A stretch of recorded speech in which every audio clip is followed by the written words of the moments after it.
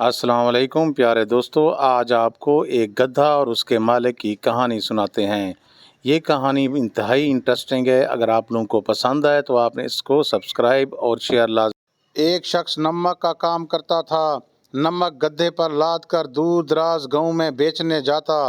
इसके रास्ते में एक पानी की नदी आती थी।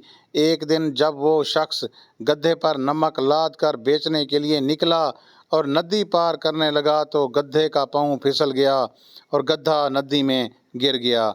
इस शख्स ने गधे को उठाने की कोशिश की तो गधा खड़ा हो गया।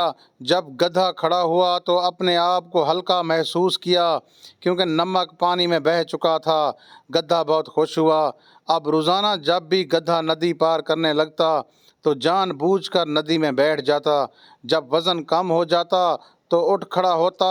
ऐसा करना गधे का मामूल मालिक था। भी गधे की इस हरकत को समझ गया और गधे के धोखे के फरेब की सजा देने की ठान ली। दूसरे रोज मालिक ने गधे पर नमक की बजाय रुई लाद दी। जब नदी से गुजरने लगा तो गधा रोजाना की तरह फिर नदी में बैठ गया। जब थोड़ी देर बाद खड़ा होने की कोशिश करता तो इससे खड़ा ना हुआ जाता। नमक तो था ही नहीं जो पानी में हल हो जाता। रुई पानी में भीग गई और गधे पर लदी हुई रुई का वजन बहुत ज्यादा हो गया। अब की बार गधे को पानी में बैठना बहुत महंगा पड़ा और अब इसने तौबा की कि आइंदा कभी किसी से भी धोखा फरेब नहीं करूंगा, क्योंकि मालिक की अक्लमंदी से गधे को अपने मकरो फरेब की सज़ा मिल चुकी थी।